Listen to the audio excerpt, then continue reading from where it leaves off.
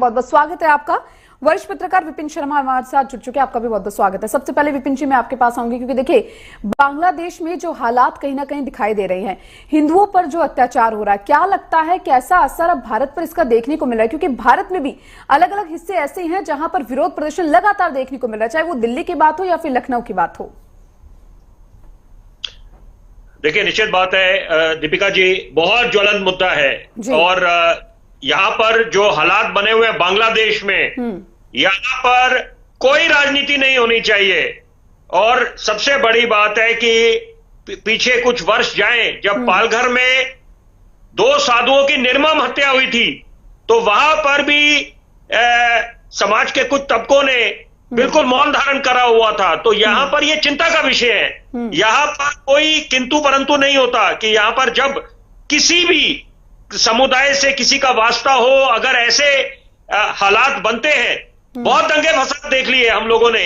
और कोरोना के बाद खासतौर पे मैं चाहता हूं ये बात आपके दर्शकों तक जरूर पहुंचे।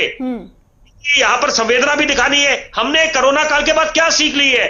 वहां पर जब प्राणवायु को लेकर हाहाकार मच गया था, लॉकडाउन की घोषणा हुई थी, घरों में कैद होना पड़ा था, वहां पर एक संकल्प लिया था और एक हम लोगों की सोच उस दिशा में गई थी कि मानवता सबसे बड़ा धर्म। तो यहां पर मानवता कहां है बांग्लादेश में, जो वहां पर जो हालात बने हुए हैं इस समय।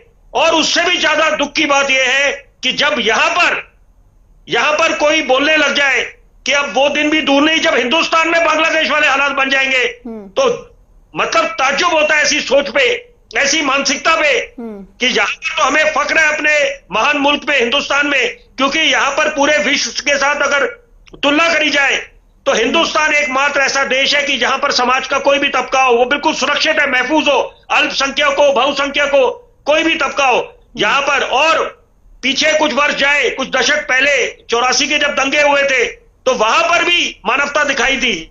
और मैं उस परिवार से आता हूं, आज अपने आप को रोक नहीं पा रहा। मेरे 90 वर्षीय पिताजी जो एक फौजी है, उन्होंने अपनी जान की परवाह न करते हुए हमारे जो पड़ोस में सिख भाई रहते हैं तो वहां पर जान बचाई थी। तो यहां पर, और हम किताबों में पढ़ा करते थे बचपन में, स्कूल में, कि यहां पर बचाने वाला बड़ा कि मारने वाला बड़ा।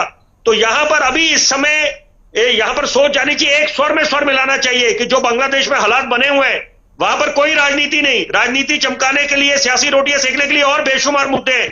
यहां पर इसका कड़ा विरोध भी होना चाहिए और सबसे पहले प्राथमिकता होनी चाहिए कि कैसे उन जो बांग्लादेश में जो प्रताड़ित करे जा रहे हैं उनको कैसे सुरक्षित करा जाए। बिल्कुल विपिन जी, क्योंकि देखिए जिस तरीके से हिंदुओं को टारगेट किया जा रहा है बिल्कुल असहनीय हो गया है। लगातार तस्वीरें हैं बांग्लादेश से हम सब देख रहे हैं, जलती हुई तस्वीरें हमारे सामने आ रही हैं। जब से सरकार बदली है बांग्लादेश में तब से लेकर अब तक एक भी दिन ऐसा नहीं गया जब हिंदुओं पर अत्याचार ना हुआ हो।